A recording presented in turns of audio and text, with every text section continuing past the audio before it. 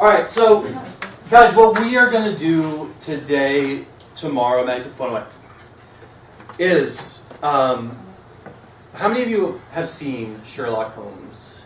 I've seen parts of it. You're like really excited about that? Okay. Any Sherlock Holmes? Raise your hand if you've seen any Sherlock Holmes or read any Sherlock Holmes. All right. What is it about Sherlock? Yeah, Sherlock, he's a detective, right? And Sherlock is an incredible detective because he's able to see things that other people just don't see. What we're going to do is I'm going to train you to think like Sherlock Holmes. All right? Before we get into how to train, training people how to think is a particularly difficult skill. There's not a lot of teachers that even try teaching you how to think. I happen to be crazy. So we're going to give it a shot. I've done this a couple of times before in a...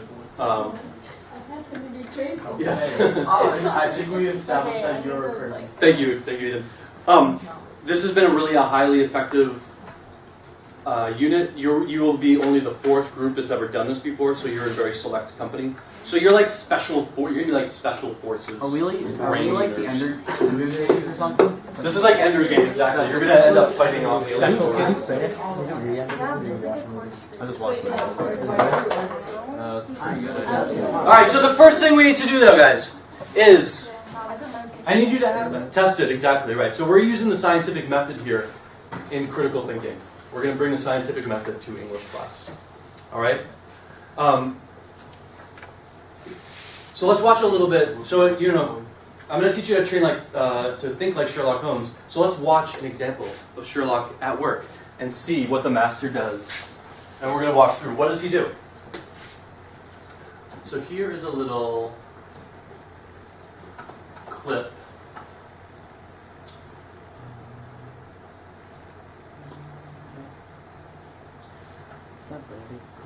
So this is from the first Sherlock from PBS, the first episode where Sherlock has just met Holmes, Watson, his sidekick, and he's gonna blow Watson's mind. What I want you to do is listen.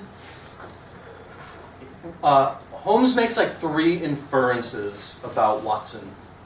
See if you can pick up on 2 of those, and then we're gonna basically do what he does and figure out how he makes these inferences, okay?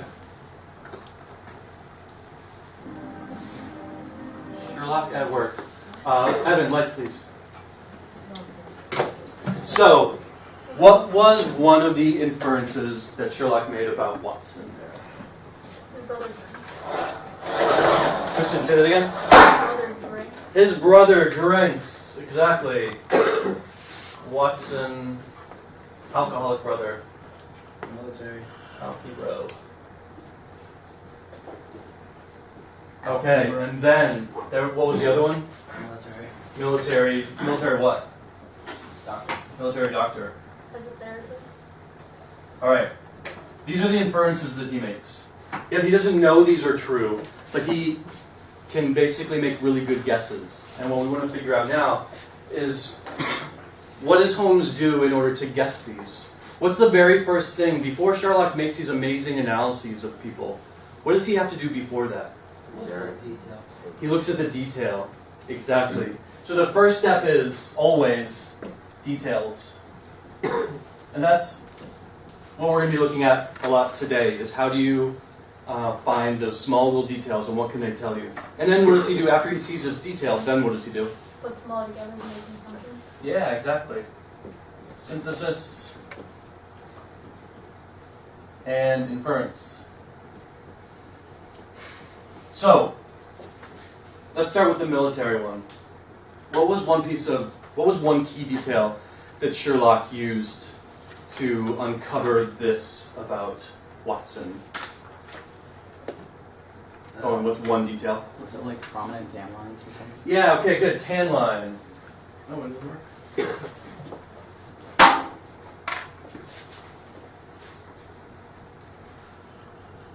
Okay, tan line. What was it about the tan line?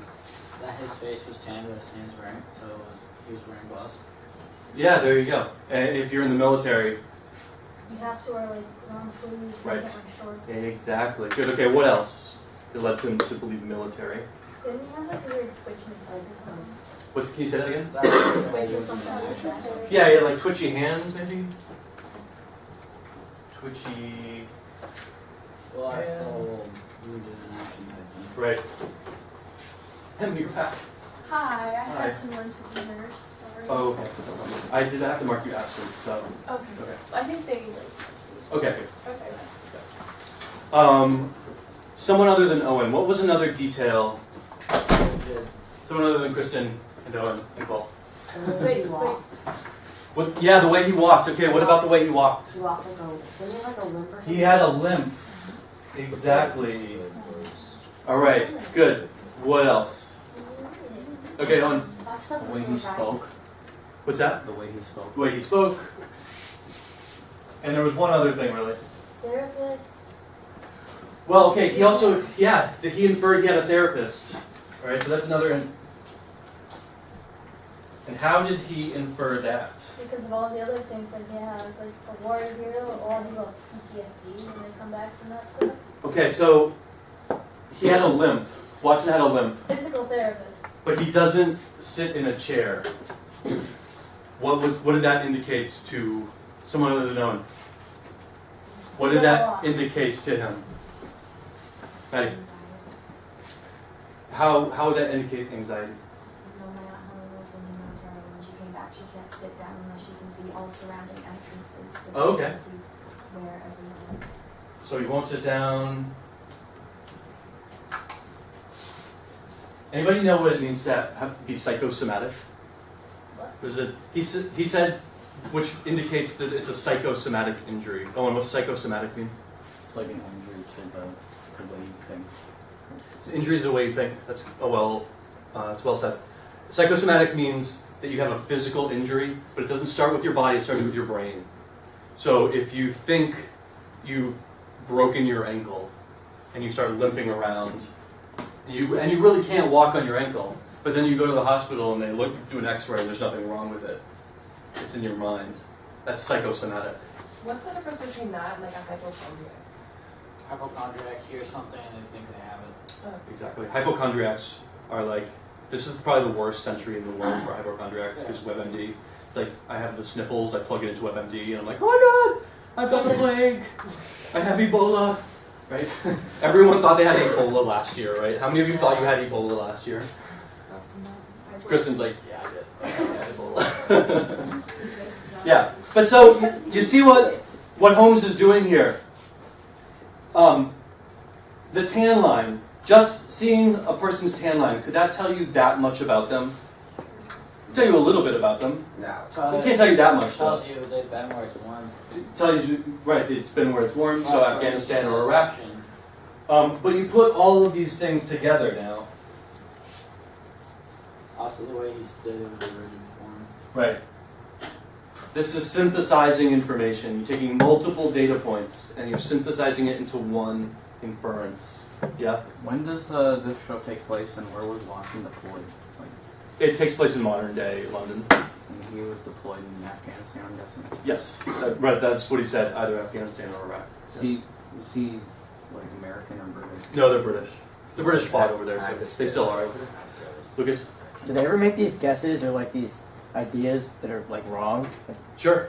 Absolutely. does he ever?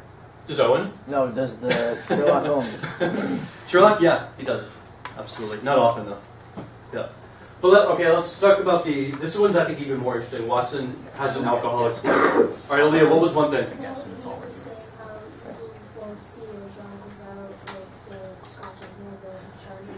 So he's got scratches on the phone. What is That was the only. That was the only thing that indicated that he was No, a not shot quite. in the dark.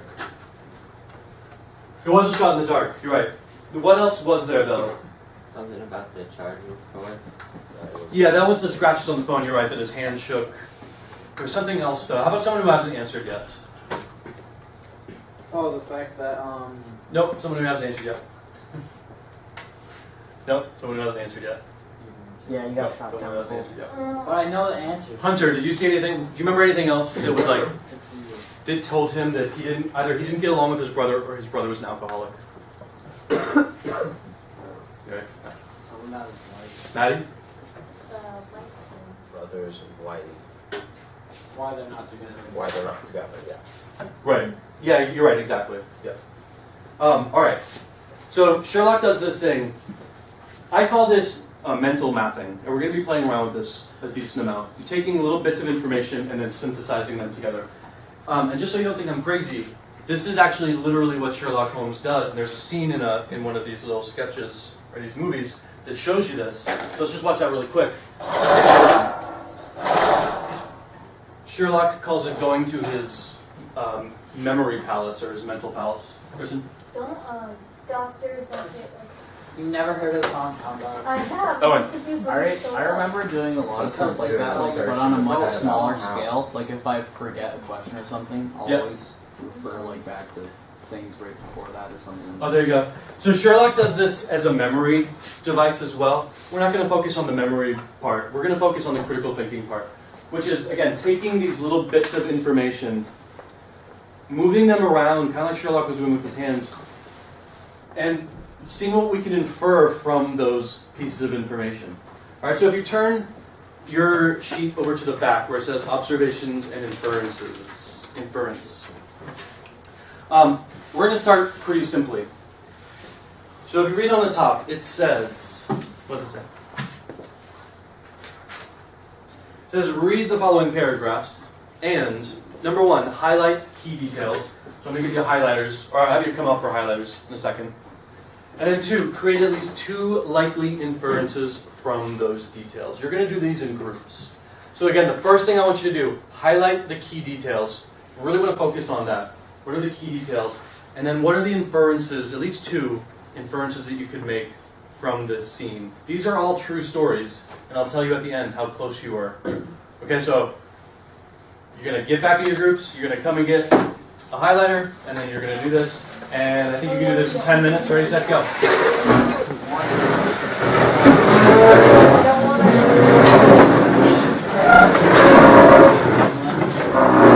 Actually, pause it now. I'll get you guys. All right, everybody's listening up here, please. Andrew? This was Sherlock Holmes Light. I gave you very limited amount of information. All right, and you have to pick some of it. Now I'm going to up the ante a little bit. Now we're going to do something very similar, but with more complicated information. With more information. Yay.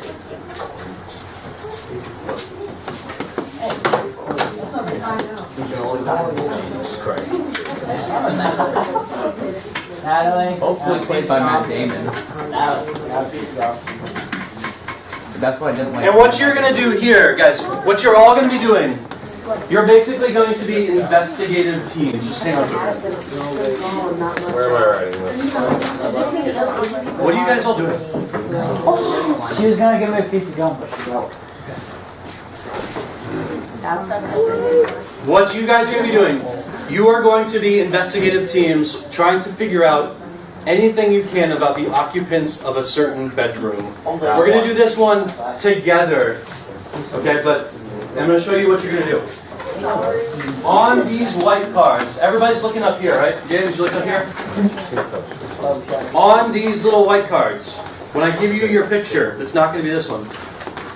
On each one of these, you're going to write down a key detail that you notice. All right, just one per card. After you've gotten enough of them on these green cards, you're going to write down what you can infer from these details. Okay? So let's do a practice one together. Yeah. Let's go. So,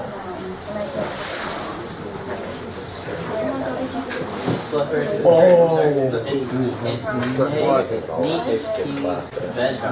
give up on piercing. all right, what's one detail that you see? A key detail, Maddie. Like 2 chairs. 2 chairs. My last name is Boris. Another key detail. Keenan. Guys, I need you to stop the side chatter. Jamin, put the book away, please. Thank you. Absurd. What's that? Bed's made. Tess. There's Slippers. there are pink slippers. Pink slippers. What else? Kristen, I heard you say what? T. T set. Maddie, what else? The bed is only big enough for one person. Single bed. I was gonna Good. say that. What else? Oh, wait, no, it's not. Lucas, The outside, what about it? there's like houses. Good. It's on the street. Looks like a complex, maybe? Yeah.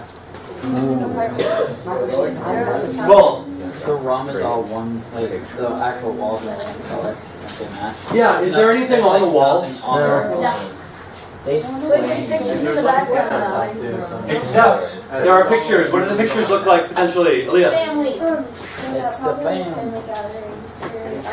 But it looks like either an apartment building or like some kind of hotel. I don't know if that's what it looks like. Yeah.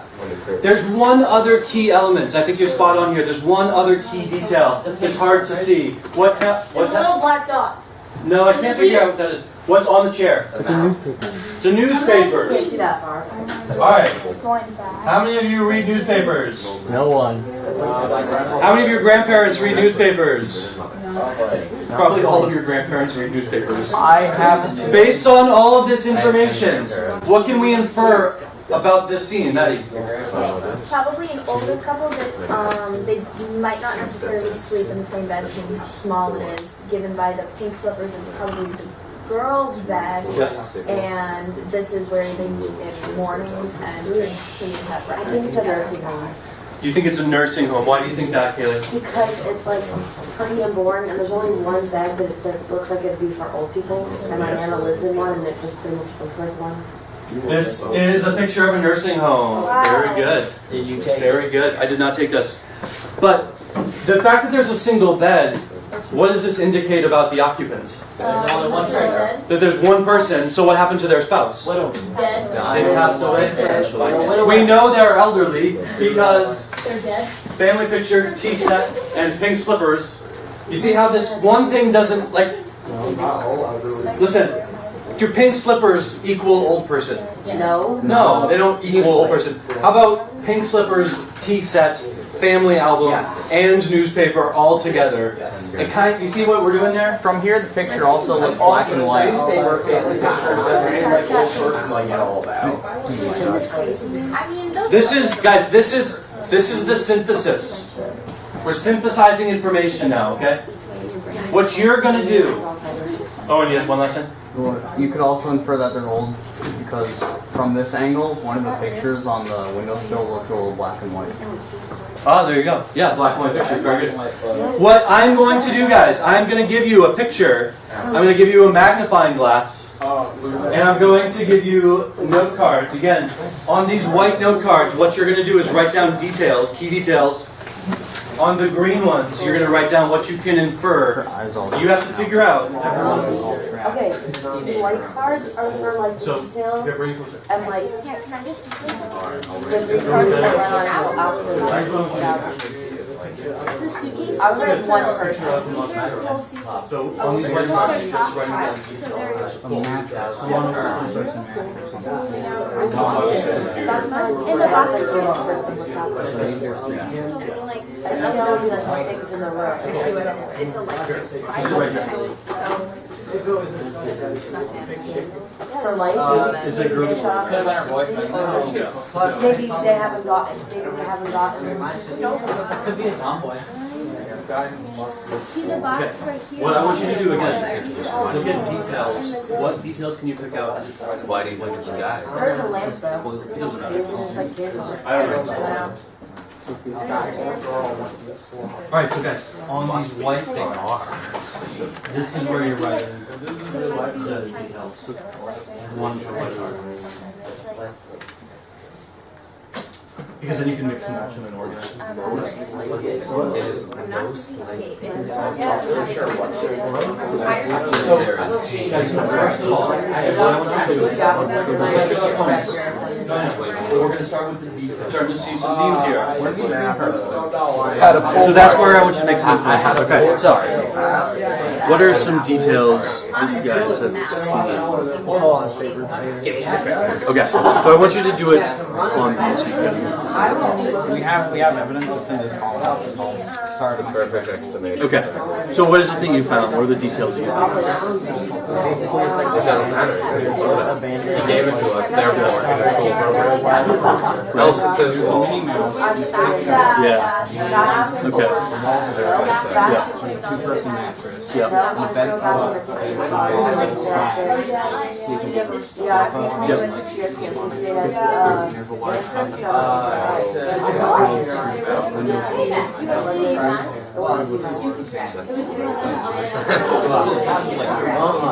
That is I assume college student. Okay, what's another Oh, I was talking about inference you can make about occupants? Might be hostage because that. Really? What is Minnie Mouse? Like a little girl would have that. Okay. Like a little kid. Or what?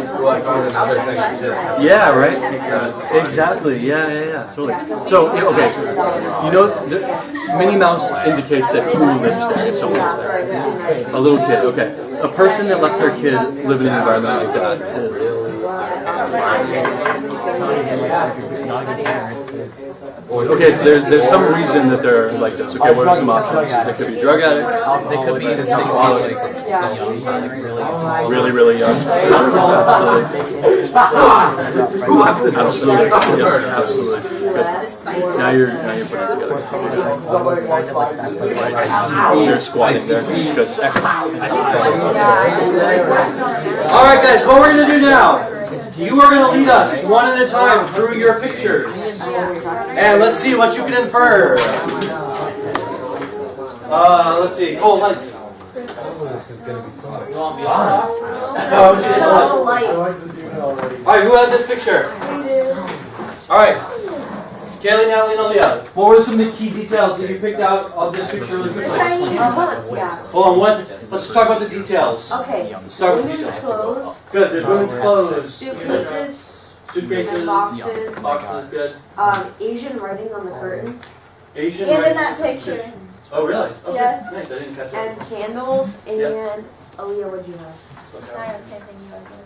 Okay, Nice. and then, Oh, the soap sheets. That's hard. Oh, and the soap sheets. Silk yeah. sheets, yeah. And like books, there's like books. I could have said Good. the trainings. And there's And books in boxes. Okay. Um, So what could you infer about the person living here I've based on seen this? like an Asian girl Okay.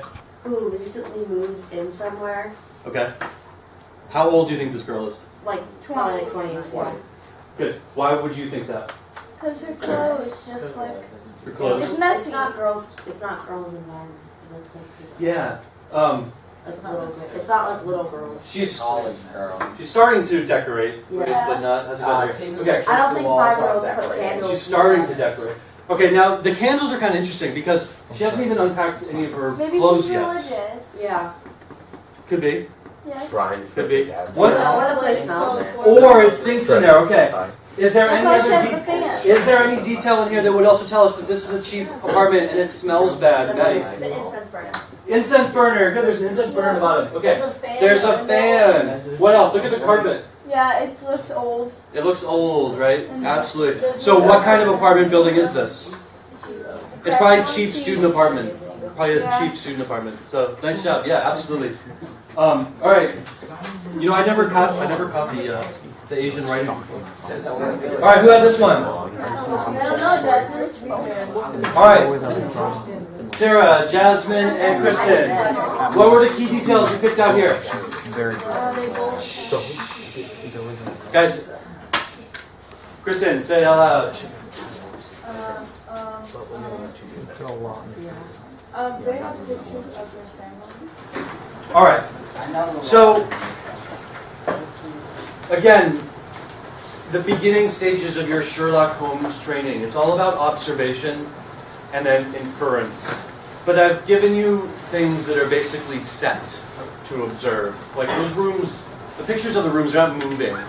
It's just you have fixed information, right? Now I'm going to complicate it a little bit more.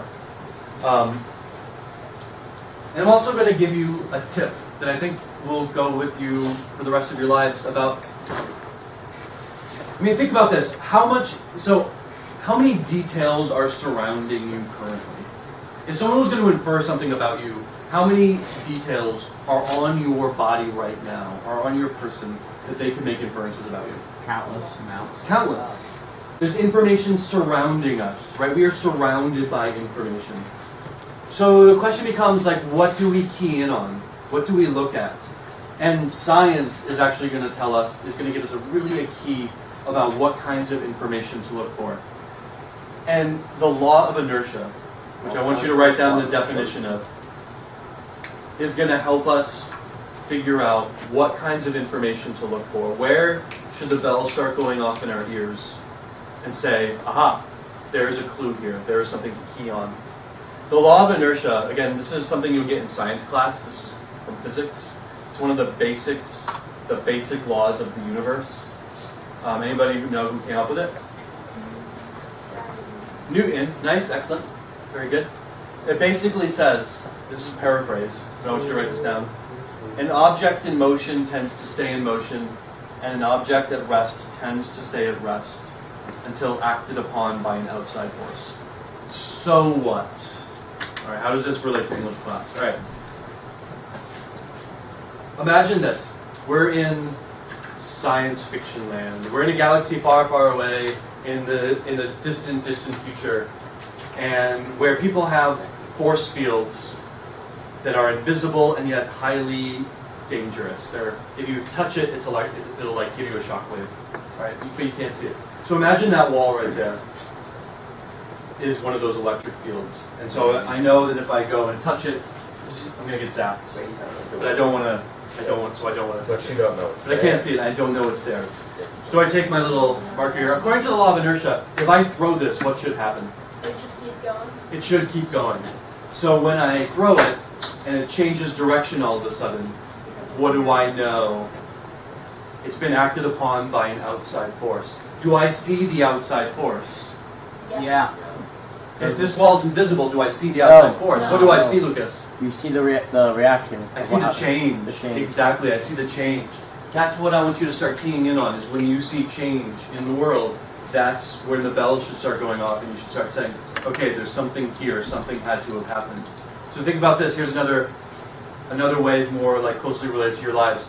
And you probably all have a situation like this at some point. Any of you ever had a friend that's like a pretty happy person? How many of you have a friend that's a pretty happy person? I am that. You are that, good, okay. According to the law of inertia, if a person is generally pretty happy, what should they say? Generally pretty happy. So if Maddie is a generally pretty happy, and then all of a sudden she walks in one day, and she is just like a raging ball of hatred, what do we know had to have happened? Change. Something. Something had to have happened. That change indicates that something had to have happened. So, we're not going to, to practice this, we're not going to go around the school looking for people and be like, you changed. Because that would be awkward. So we're going to use this incredibly interesting program on Google called Google Ngrams to look at change specifically, and then use our Sherlock Holmes abilities to try to figure out what caused that change. All right, so let me give you. There's a really interesting TED Talk on this, but I think we're going to skip that today. And we're going to play around with this a lot. I think you're going to really find this very interesting. So Google Ngrams, that's how you pronounce it.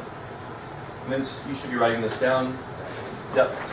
You don't have to write it down all the way, just what is it? It's a tool created by Google and MIT that tells you how often a word or words were used in any given year.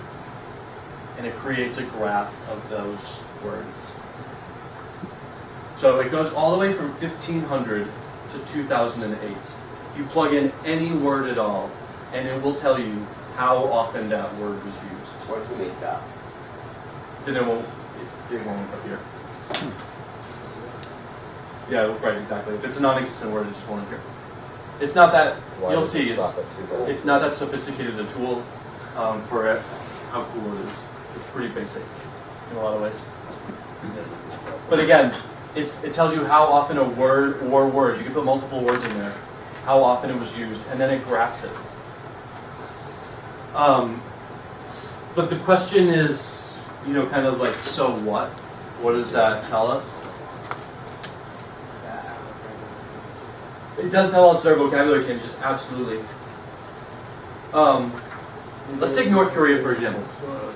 How do you think the term North Korea is used more today, or was it more 5 years ago? More today. More today. Why do you think more today? More Yes, they're more crazy saying they were because of the tensions. Because are they more dangerous today than they were 5 years ago? Yeah. They are. Dangerous. They are. So, what does that tell you about what we're thinking about North Korea? Like the stronger they get, the more we feel. Well, The more let me rephrase the question. Are we thinking more about North Korea today than we were 5 years ago? yeah. Absolutely. North Korea is more important to us today than it was 5 years ago. Language is a reflection of culture. If you want to know... I didn't do anything. Language is a reflection of culture and of people. If you want to know what's important to people, look at the words that they use. Look at the language that they use. So what I'm going to do is I'm going to go one at a time now, and we're going to look at your engram together. I'm going to do a mental map just like Sherlock did. Come up with a hypothesis, and then again, you guys are going to research and see if I was right or wrong. What you're going to do, so when Keenan's group is, when I'm doing Keenan's group, for example, and it says Stein's hypothesis, I'm going to write it down here, and then you, Keenan, would write it down as well, because then they're going to go and research and try to figure this out, whether or not it's right or wrong. Again, you're going to be doing this on your own, but I'm just modeling for you how to do it, right? Because it is a pretty complicated thing. So let's start with Keenan's group. So Keenan, all right, Evan, what was the word you guys looked up? No, what was the actual one you did? It was, you really did Masterson? Yes. All right. Okay. Let me go down. And you capitalized it, right? I don't think so. What years did you look up? It was that. Okay. We'll do case insensitive. And is that what you saw? No. No? That's ridiculous. Because you did. That's what you saw. So the only problem with this is what though, Keenan? All right. Yeah, go ahead. It's all. Well, Masterson's the last name. What do you do with last names? He capitalized it. So this isn't, Masterson isn't a word other than a last name. So let's do your last name with the capital and see if we can figure it out.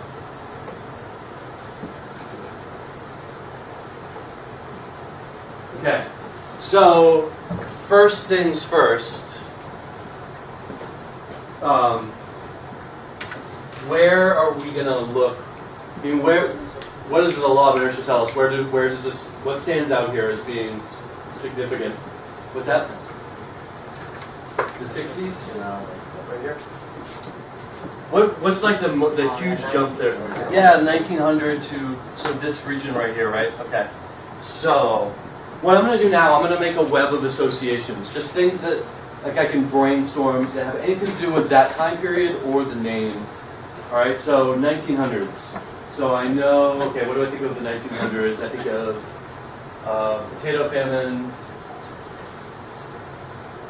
I think of immigration. New York City, Boston. What else in the 1900s? Dirty. Irish immigration. I know there's a big Irish immigration there. What else do I know about the 1900s? Factories. Industrial Revolution. All right, I think this is good enough. I think I can figure it out from here. So now what I'm going to do, I'm going to come up with a hypothesis, just based on some of these things that I've thought of. All right, so we got.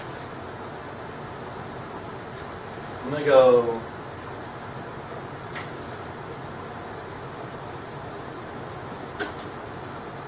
Here we go. So here's my hypothesis. I'm going to say in the early 1900s, many Mastersons immigrated to the United States from Ireland.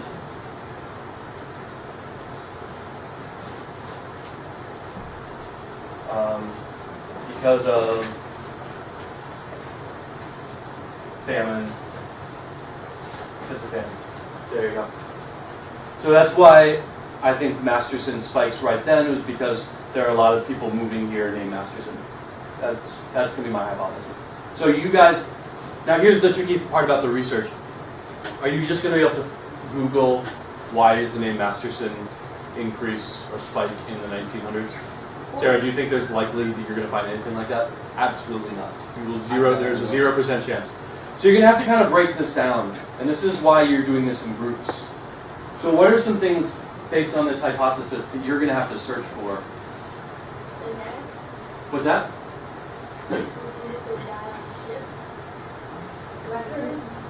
You could look up records, sure. Yep. Look up records of Irish immigrants that entered the U.S. at that time and see his last names. There you go. So you could look up Irish.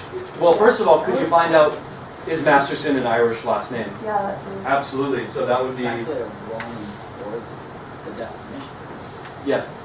So you want to find out, first of all, is Masterson an Irish last name? Okay. Second of all, what else, is you're proving or disproving this hypothesis? What else in here would you have to either prove or disprove? Keenan, what would be something else? They came from Ireland. Yeah, they came from Ireland because of the famine. Exactly.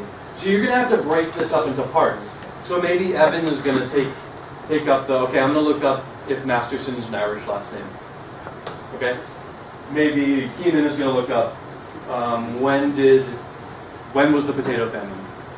Maybe Cole's going to look up when do the Irish immigrate into the United States? Was there a big immigration during this time period? If, for instance, they find out that there was no mass immigration in the 1900s by the Irish, then they could disprove my hypothesis. Right. They'd be wrong. They would be wrong in that case, I think. Probably right. But, so you see what you guys are going to be doing? Does that make sense? Yeah. Excellent. What you're going to do is in this packet, and you might have already done Engram 1. If you have, just go into Engram 2. But you'll see there, on the top, you're going to do 6 of these all together. The first thing you're going to do, though, everybody's listening, please. The first thing you're going to do is you got to figure out what are you going to be looking at. So what question or problem are you focusing on? So again, that's like what, where is there a major change taking place? And what year around? All right, then what you're going to do in the little space where it says, create a mental map of associations and possible inferences below. The associations can be for the engram word and the time period in question. So if your engram says phone, and you're looking at like phone in the 1960s, just start spitting out, just like I was doing, everything about the phone in the 1960s or 1970s that you can think of. And then see if you can come up, finally, on the bottom, with a hypothesis to explain the change. All right, does that make sense? Yeah, exactly. Or fall. All right, ready, set, go. I want you to see if you can get one of these done before the end of class. Hurry up, let's go, guys. Hurry up. Can I keep it that way, please? All right. So your engram is school violence. Okay. And what's the question you're going to be looking at? Why did it spike up? Why did it spike up when? Yeah, late 90s. Okay. So that's your question. So yeah, why would you spike up oil? 90s. All right. Now, yeah, just like Owen's doing, just start listing everything you know about school violence and the 1990s or the early 2000s. Anything at all that comes to mind. Yeah. We could probably.